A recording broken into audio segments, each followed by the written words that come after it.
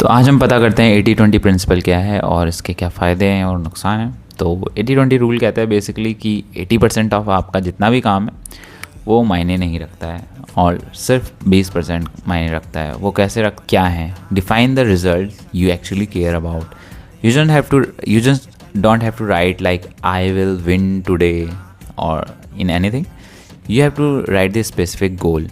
Like अगर आपको दौड़ लगानी है तो आप ये नहीं लिखोगे कि मुझे दौड़ना है, आपको लिखना पड़ेगा कि मुझे आज 5 किलोमीटर दौड़ना है। You have to be quantitative in this process. तो दूसरा रूल है list everything you do in daily basis. आपको हर चीज़ की लिस्ट बनानी है। आप वो हर चीज़ लिखने वाले हो जो भी आप करोगे। आप सुबह उठ रहे हो, आप जिम जा रहे हो, आपने क्या क्या करा, उस हर चीज़ की लिस्ट बनानी है। उस लिस्ट में आपको देखना है कि आपका कौन से काम से सबसे अच्छा रिज़ल्ट आया। अब उस लिस्ट में से सिर्फ 20% काम आपको चुनने हैं और उसी को आपको और ज़्यादा करना है।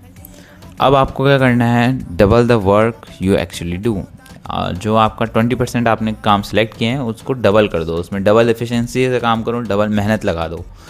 उसी काम को आपको बहुत अच्छे से क्रिएट करना है जो भी आपने काम सेलेक्ट करें। अगर आपने 5 किलोमीटर दौड़ा है तो आपको स्पीड, टेस्ट, अपने मेंटेन, सब कुछ स्टेबिलिटी, उन सब चीज़ को मेंटेन करनी है और उसको लिखना है। और लास्ट में आपको कट कर देना है वो बाकी का 80%।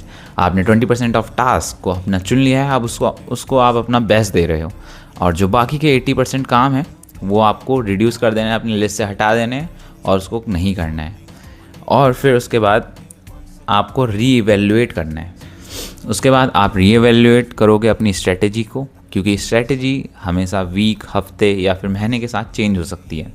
मे बी जो स्ट्रेटेजी अभी एक महीने में काम कर रही है वो नेक्स्ट मंथ काम ना करे। तो वीकली आपको इस स्ट्रेटेजी को रिव्यू करना है और इसी के अकॉर्डिंगली चलना है। 80% रूल ये नहीं कहता कि आप 20% एफर्ट में सब अचीव कर लेंगे। वह ये कहता है कि आपको उन 20% एफर्ट्स पे सबसे ज़्यादा मेहनत करना है instead of 100%, because 80% of the work you are doing is unnecessary.